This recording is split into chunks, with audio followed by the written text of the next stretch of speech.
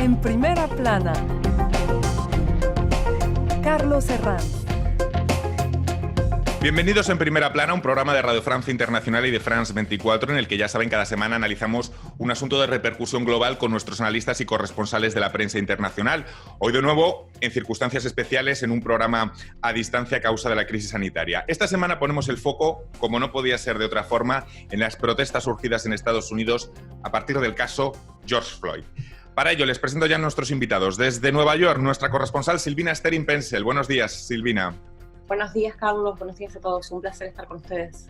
Aquí en Francia, Beatriz Juez, corresponsal del Mundo, que fue ex corresponsal en Estados Unidos. Hola, Beatriz, buenos días. Buenos días, Carlos. Les presento también a Jean-Frédéric Chaub, historiador y director de estudios en la Escuela de Estudios Sociales de París, especializado en ideología de exclusión y de raza en la época moderna. Jean-Frédéric, buenos días. Buenos días a ustedes. Y la doctora Magdalena Alcocer, desde México, de la Universidad Anáhuac, que es la directora en la carrera de Inteligencia y Seguridad. Doctora Alcocer, buenos días. Buenos días, Carlos. El caso George Floyd incendia Estados Unidos hoy en Primera Plana. Algunos la denominan ya la primavera negra y en cualquier caso no sabemos qué consecuencias y qué magnitud acabará teniendo, ni siquiera si llegará a sacar a Donald Trump de la Casa Blanca o si pasará todo lo contrario, que reforzará a sus votantes.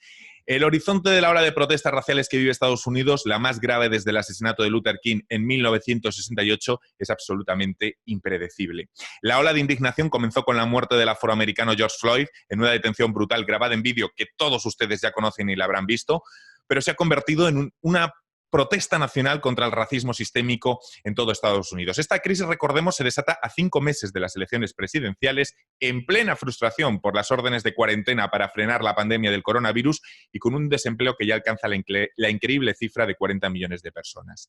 En unos instantes analizamos todas estas claves, antes algunas portadas. Por ejemplo, The New York Times explicaba en su edición internacional cómo la policía ha tenido que proteger la Casa Blanca con los manifestantes a unos pocos metros. El Washington Post, Trump moviliza las tropas más efectivos contra los disturbios. Y aquí en Francia, Liberación, Estados Unidos, la insurrección. Del rotativo francés afirma que Donald Trump ha contribuido a expandir la rabia. Vamos lo primero hasta Nueva York. Silvina, predecir las consecuencias y la magnitud de toda esta rabia es casi imposible a 5 meses de unas elecciones presidenciales. ¿Es la misma sensación que se tiene allí ahora mismo? En principio se pensaba que, el mayor reclamo era que todos los agentes de policía involucrados en este asesinato de George Floyd enfrentaran cargos, ¿no? Porque al principio solamente, como ustedes saben, se los había separado de la fuerza. Cuando eso ocurrió, seguí conversando con algunos de los manifestantes y todos coincidían en que esto excede al caso de George Floyd. O sea, esto ha revelado el hartazgo, la sensación de impotencia y de frustración de toda la sociedad norteamericana, que no solamente clama por justicia en este caso, sino por tratar de poner un coto a la brutalidad policial en general. Así que realmente los que creíamos que enfrentaran cargos todos iba a bajar la intensidad de las protestas, no es así, lo seguimos viendo. ¿Qué factores tendríamos que poner sobre la mesa para entender que esta situación se haya extendido así de rápido? Beatriz.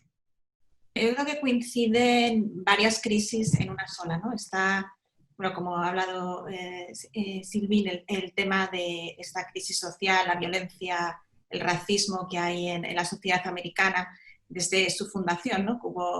Que ha tenido diferentes caras: el esclavismo, la esclavitud, la segregación, la discriminación, y luego se han unido otras crisis a la vez, ¿no? La crisis sanitaria, la crisis económica con 40 millones de desempleados, la polarización con Trump. Todo esto se ha unido y hay una rabia en todo el país que se refleja y que se ha extendido por todos lados.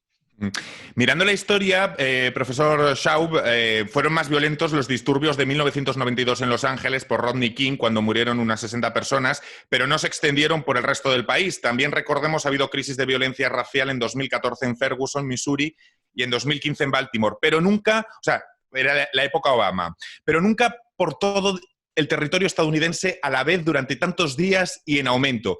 Esta es la gran diferencia, la magnitud es la gran diferencia, profesor. Sí, yo creo que la diferencia es la magnitud y por los motivos que Beatriz acaba de plantear. Y es que, de alguna forma, lo que ha ocurrido con George Floyd no es ninguna novedad. Es algo que se va repitiendo año tras año y presidente tras presidente. La cólera que expresó públicamente Obama cuando presidía Estados Unidos lo demostró una y otra vez. Pero sí es verdad que lo que acaba de ocurrir ha encendido otros tipos de frustraciones y todo se va acumulando, lo cual explica la extensión de la protesta en tantas ciudades de Estados Unidos. No sé si coincide Magdalena Alcocer desde México en estos elementos que estamos planteando como catalizadores para haber extendido así la protesta, doctora. Sí, totalmente coincido con lo que están planteando mis colegas. Solamente quisiera apuntar que el tema de las reformas policiales en los Estados Unidos pasó también por el tema de los derechos civiles. Justamente en los años 60 hubo una comisión en 1967, una comisión presidencial que suponía el inicio del periodo científico en los Estados Unidos, de acuerdo con los expertos en las reformas policiales en ese país, para marcar la creación de una serie de estándares, y estándares para la parte de las detenciones, estándares para la parte del entrenamiento policial. Pero creo que también algo que tiene que apuntarse, una clave muy importante, es el rol de la policía el día de hoy en lo que significa actualmente en nuestras sociedades. Creo que esta parte del desempleo, esta parte de atender las comunidades afroamericanas, sobre todo en las zonas más pobres, el gobierno y los gobiernos estatales han dejado de invertir también parte importante de sus recursos, y creo que esto se ha devenido en crear una serie de modelos policiales para atender a la gente con enfermedades mentales, a la gente con el tema de community policing o la policía de comunidad, lo que ha querido suplir y dar una serie de recursos a las policías en grandes magnitudes y desatendiendo las obligaciones del propio gobierno. Luego vamos a volver al tema policial. En cualquier caso, George Floyd es el pico visible de un iceberg que se llama racismo sistémico, ¿no? Hablamos de una muerte que en realidad son muchas. Me gustaría preguntaros a todos ustedes cómo funciona en el día a día de la sociedad estadounidense, ustedes que la conocen bien, este racismo sistémico, que podamos ejemplificar en qué situaciones lo podemos denotar. Y me gustaría hacer una rápida ronda entre todos ustedes. No sé si Beatriz quiere empezar. Me estaba acordando esta mañana de una cosa que es una anécdota tonta, pero estaba un día en el metro de Washington, acababa de llegar de vivir de Nueva York a Washington, y de repente me di cuenta que en mi andén que iba hacia el norte de la ciudad, casi todos los que estaban en mi andén, casi todos eran blancos. Y en el andén de enfrente, que eran justo los que iban hacia los barrios del sur, los barrios más pobres, casi todos eran negros. Y te das cuenta que ellos, los que están en el otro lado del andén y los que estamos en el estado, vivíamos en dos ciudades completamente distintas. No hay segregación, cada uno puede vivir donde quiera, pero el día a día es totalmente diferente de un lado de la ciudad a otro, ¿no? Silvina, desde Nueva York, quizá también denote ese racismo sistémico en el día a día de la sociedad estadounidense, ¿no? Les pongo como ejemplo lo que se da en el subterráneo neoyorquino. Muchas veces uno ve una persona negra esposada, rodeada de 5, 6, 7, hasta 10 agentes de la policía, y bueno, cuando uno investiga, indaga a ver qué está pasando, no hay mucha respuesta más que quizás esa persona no pasó la Metrocar, que es la tarjeta para poder ingresar al subterráneo, o sea, delitos, infracciones muy menores, y un despliegue casi un show, ¿no? que se monta, que promueve esta indignación, esta humillación. Nunca ves una persona blanca rodeada de tanta gente. ¿Para qué tantos efectivos policiales para una persona? Y a mí me ha tocado también muchas veces filmar. Yo lo hago, bueno, por mi profesión y también como un deber casi cívico, esto de utilizar esta herramienta tan vital que tenemos, que es el celular, porque siempre está la posibilidad de que eso escale y que esa persona que uno ve rodeada por tantos agentes pueda terminar lastimada, y entonces eso yo creo que va calando profundo en la autoestima, en cómo se siente la gente negra de Estados Unidos, en particular de mi ciudad. Es imposible que no tenga un efecto en el carácter. Quizá esto es en el día a día, pero seguramente la historia nos muestre muchas claves para ver, para tener esta situación de racismo sistémico. Profesor Schaub. Sí, sabemos que, como se decía anteriormente, que se trata de una república que fue una república esclavista y que tuvo que enfrentarse con un problema que ya los padres fundadores de Estados Unidos habían planteado a principios del siglo XIX, es aboliendo la esclavitud y convirtiendo a las masas esclavas en ciudadanos. Esa nación no podría lograrse, que la única forma de que se lograra sería al liberar a los esclavos, volver a enviarlos a África. Claro que esto no se realizó y Estados Unidos los distintos estados de la federación tuvieron que integrar más que menos a aquellas personas que no eran ciudadanos y convertirlos en ciudadanos. De ahí que nacieron esas legislaciones estatales llamadas leyes Jim Crow, que son las leyes de segregación que se tardó tanto en desmantelar a lo largo del siglo XX con el famoso combate o la lucha por los derechos cívicos. De manera que hay un lastre larguísimo histórico y efectivamente eso crea una situación de racismo llamado sistémico. Y si me permites, yendo a las anécdotas, también quiero contar una rápidamente. La primera vez que di clase en Estados Unidos durante un semestre en la Universidad de Connecticut, Yale, en otoño, lo primero que me dijo un profesor, por supuesto liberal, lo que llamaríamos aquí en Europa de izquierdas, es, bueno, con la gente negra, el 70% de la población de New Haven es negra, con la gente negra en la calle, por favor, avoid eye contact, o sea, evita el contacto, mirar a la gente a los ojos, ¿no? A los negros. Resulta que yo iba al supermercado cada 3 días y tenía siempre que cruzar por un barrio negro. Y lo hice así durante 4 meses y nunca cumplí con lo que se me había recomendado, es decir, que cuando me encontraba con una persona negra en la calle, la miraba a los ojos y no pasó absolutamente nada durante 4 meses. Y al cabo de 4 meses, cuando ya iba de vuelta a Europa, le dije a esta persona, ¿sabes? Yo he mirado a los ojos a cientos y miles de negros durante mi estadía acá y lo único que he recibido por mis miradas fueron sonrisas. Quiero decir con esta anécdota es que también existe una paranoia blanca en relación con el tema negro en Estados Unidos que explica las 2 anécdotas que nos han contado los colegas. Pues para atajar de ese racismo sistémico se ha intentado sobre todo hacer reformas estructurales. De ello vamos a hablar a la vuelta de pausa, aquí en Primera Plana. Continuamos en Primera Plana de Radio Francia Internacional y de France 24, esta semana hablando de cómo se han extendido las protestas por todo Estados Unidos a partir del caso George Floyd. Lo hacemos con nuestra corresponsal en Nueva York, Silvina Stering, con Beatriz Juez, corresponsal del Mundo en Francia, que lo fue en Estados Unidos, con Jean-Frédéric Schaub, historiador especializado en ideología de exclusión, y con la doctora Magdalena Alcocer de la Universidad Anáhuac de México, es directora de la carrera de Inteligencia y Seguridad, y precisamente me quiero dirigir a usted, señora Magdalena, para atajar este racismo sistémico del que hablábamos hace un momento antes de la pausa. Se han intentado reformas estructurales estatales, por ejemplo, hacer más inclusivo el cuerpo policial. ¿Con qué resultados? Mira, como resultados hubieron una serie de reformas en términos no solamente de la parte de la inclusión de la población afroamericana en los cuerpos policiales, sino también otro tipo de reformas que fueron de acción afirmativa para diferentes ámbitos en la educación, en la salud, para el acceso y la equidad de estos servicios para la población afroamericana. Sin embargo, esto no acabó de cubrir todas las reformas que yo comentaba de 1967 en adelante, a partir del tema de los derechos civiles, no cubrieron el tema de la brutalidad policial. Y aquí quisiera notar que el tema pasa por un tema de discriminación, también discriminación para la población afroamericana, pero no solo la población afroamericana, también la población latina. Si nosotros revisamos los índices de detenciones, los más proclives a que sean detenidos no solamente son los afroamericanos, sino también los mexicanos. La población latina es mucho más proclive a que sea detenida.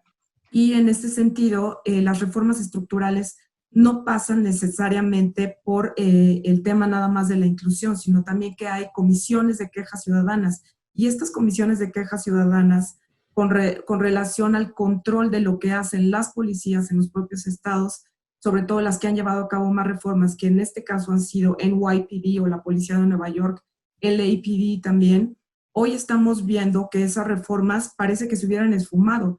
Ayer revisaba, por ejemplo, un video en Twitter y estaba muy sorprendida de que a las 8 o 9 de la noche en Nueva York estaban golpeando, una serie de personas grabaron unos videos que iban pasando por una avenida, no recuerdo cuál era, pero estaban golpeando fuertemente a todos los peatones que pasaban. Entonces, eso habla de que las soluciones no están viniendo de una parte política, están viniendo por una parte de brutalidad policial. Y hoy a las policías se les ha armado, como decía, con un presupuesto enorme, sin que necesariamente se les haya entrenado para tener contacto y diálogo con los ciudadanos. Parece que la seguridad, el camino de la seguridad es la militarización y pasa por eso en muchísimos países, por tener este tipo de policías especializados de SWAT, de combate táctico y operativo, pero sin que necesariamente pase por el respeto de los derechos humanos.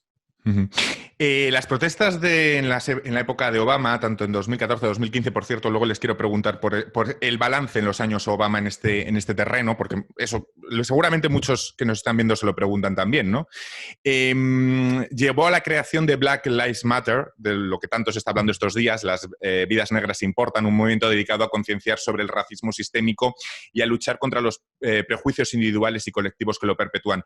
Pero también, paralelamente, se ha producido, digamos, una respuesta de contramovimientos conservadores, que los hemos estado viendo en estos últimos años, y no sé si podríamos decir que la llegada de Trump ha sido como el cenit, ¿no?, de esta conclusión. No sé si ven esto así o no. Silvina, desde Nueva York. Sí. La verdad es que Trump, bueno, la crítica que se le hace es que realmente no está teniendo un mensaje contemporizador y que justamente está echando más leña al fuego, ¿no? Con todo lo que hace, incluso con esto de tirar el gas lacrimógeno a manifestantes que estaban manifestándose en forma sumamente pacífica para terminar en esa producción fotográfica que no sale de la gestualidad. Y realmente esto es un punto que quiero marcar. No estamos ya en esta etapa de gestos. Acá el jefe de gobierno de Blasio, Bill de Blasio, recalca todo el tiempo que, bueno, hay algunos agentes de la policía que se están arrodillando, que se están abrazando con los manifestantes. La gente no quiere eso, quiere reformas de raíz. Ya no vale un abrazo, no vale que la policía se arrodille, y tampoco vale el gesto de Trump levantando la Biblia, ¿no? O sea, se necesita algo más profundo. Por cierto, la respuesta de Trump, en un contexto a 5 meses de las elecciones presidenciales. Hay editoriales de la prensa estadounidense que dicen incluso que tras su gestión de la pandemia, esto incluso le puede beneficiar. Es decir, hay un mensaje en el que se dirige puramente a su electorado. ¿Cómo lo ves, Beatriz? Bueno, nunca se sabe. Pocos apostaban que Trump llegase a la Casa Blanca y llegó, o sea que cualquier cosa puede pasar. Y no hay que olvidar que hace poco muchos estadounidenses han recibido un cheque del Departamento del Tesoro con dinero, ¿no? Con 2.900 euros o con dinero para poder gastar. Y esto que está firmado por Trump. Y esto también ayuda a la gente que piense, mira, pues que bien Trump nos envía un cheque para que nos lo gastemos. Y él se ha presentado como el presidente ahora se presenta como el presidente de la ley y el orden. Y esto a su electorado le gusta. Va a movilizar a muchos votantes demócratas que a lo mejor no votaron la última vez, pero también sus votantes se van a movilizar. Profesor Schaub, la respuesta de Trump, ¿qué piensa? Con sus llamamientos a la ley y al orden, la Biblia en mano, poner el acento en los saqueos, que los ha habido, sí, pero ¿sigue dirigiéndose a sus votantes con lemas de campaña para gestionar toda esta crisis? Bueno, quiero recordar primero que el primer ministro de Justicia nombrado por Trump, Jeff Sessions Beauregard III, fiscal general del estado de Alabama, es un segregacionista racista profesional, por así decirlo. Es un hombre que se dedicó a lo largo de su carrera a borrar nombres y apellidos de afroamericanos de las listas electorales del estado de Alabama. O sea, es un segregacionista de viejo cuño, de los años 50, de alguna forma resucitado en los años 2010. Trump ha empezado, digamos, con ese símbolo tan fuerte que es llamar como ministro de Justicia, repito, un magistrado racista profesional que dedicó toda su vida a estos temas. De tal manera que el discurso de Trump es un discurso de lo que llaman en Estados Unidos white supremacy, sin ningún tipo de ambigüedad. No es presidente de todos los norteamericanos, ni pretende serlo. Y efectivamente no sabemos, nadie puede saber si lo que está ocurriendo con el tema del looting, de los pillajes, puede ir a favor de Trump en términos de proteger la sociedad contra el caos, la anarquía, etcétera, etcétera, o si al contrario puede tener como efecto la sensación de que ese presidente, echando leña al fuego, está convirtiendo el país en un desastre. La policía y la brutalidad policial están en el centro de las demandas de todas estas protestas. Sin ir más lejos, en una reciente conferencia de prensa, su nueva vocera, Kayleigh McEnany, hizo todo un raconto de los policías caídos durante estas protestas, sin mencionar a todas las víctimas negras en manos de agentes blancos, ¿no? Entonces, eso es un claro contraste y habrá que ver cómo reacciona el electorado, pero no está resonando muy bien en este momento. Esto que a lo que yo me refería antes, ¿no? Que Trump está colocado realmente del lado de la policía, los departamentos policiales, la ley y el orden. Bueno, Biden todo el tiempo hace hincapié en que está en contacto con la familia de George Floyd y que él haría reformas. Y también es un poco chocante, aunque inevitable por ser un año electoral, ver cómo cada uno trata de sacar provecho de esta situación. Creo que es inevitable porque es un año electoral, pero realmente hay mucha gente que me ha marcado cómo lo que empieza como un mensaje de querer dar condolencias, de querer acercarse, termina siempre en lo que yo voy a hacer y genera un poquito de sensación rara, ¿no? No sé desde México cómo ve la doctora Alcocer esta respuesta de Donald Trump, centrando esa respuesta en más efectivos, en el ejército, en continuamente hacer apelación al eventual uso del ejército, doctora Alcocer. Bueno, me parece gravísimo porque en vez de alentar a una situación de negociación, o digamos no de negociación, sino de empatía con el movimiento y sobre todo queriendo capitalizar para sí los propios votos que podrían ser capitalizables de alguna manera en términos de estrategia política, creo que hace todo lo contrario. Creo que coincido ahí con Silvina en términos de que todo ese discurso, esa narrativa se está capitalizando obviamente para hacer la ley y el orden y de nuevo hacer una narrativa de división del país desde las elecciones pasadas, como ya estaba, la división entre los que son, digamos, la parte, no lo dice como tal, pero obviamente está connotado de ahí, diciendo que el discurso es la supremacía blanca como una parte, lo bueno, lo malo, una parte que no incluye a todos los norteamericanos. Y por supuesto que en la parte del toque de queda, pues es importantísimo que es una medida extrema y de poca sensibilidad ante lo que está sucediendo en los Estados Unidos. Me queda muy poquito tiempo, pero les quiero preguntar. Estados Unidos tuvo hasta hace 4 años al primer presidente negro de su historia. Esta pregunta se hace mucho. ¿Qué hizo, qué no hizo Obama en el tema del racismo sistémico? ¿Quién quiere responder? Bueno, cuando Obama ganó las elecciones, muchos le dijeron, proclamaron que había acabado con él la guerra civil americana, ¿no? Que era un candidato posracial, que es el que debía cerrar todas las heridas y que si un afroamericano podía llegar a presidente, pues todo podía ser posible. Sin embargo, es difícil, o sea, no pudo acabar con el racismo, porque como hemos estado hablando antes, es un racismo que viene desde que se fundó el país, no es una cosa nueva, es un racismo sistémico. Entonces, él hizo gestos, por ejemplo, se llegó a reunir con gente del movimiento Black Lives Matter, pero no se puede borrar el racismo de la noche a la mañana, es una cosa que tiene que cambiar, que quizás las nuevas generaciones que no han vivido el racismo ni no han vivido la segregación que vivieron mejor sus abuelos, quizá ellos pueden dar un paso para lograrlo, pero es bastante difícil. Claro, profesor, a lo largo de la historia la movilización negra ha requerido también una masa crítica de personas blancas que se unan a la lucha para inclinar la balanza hacia el progreso. Lo vimos durante el movimiento abolicionista, el movimiento sufragista negro o el de los derechos civiles. ¿Esta misma premisa vale para lo que está sucediendo hoy en día? De hecho, las fotos que vemos de las manifestaciones enseñan claramente que la gente que está en la calle es una muchedumbre absolutamente multirracial. Y en cuanto a Obama, solo puedo recomendar a los oyentes que lean la columna que el expresidente publicó hace un par de días sobre la situación y que merece ser leída y meditada. Pues no tenemos tiempo para más. Muchísimas gracias por este gran análisis de actualidad, también de historia, que ha dado todas las claves posibles a nuestros oyentes y espectadores para que entiendan el movimiento que vive actualmente Estados Unidos. Nosotros nos despedimos hasta la próxima semana aquí en Primera Plana de Radio Francia Internacional y France 24. Muchas gracias.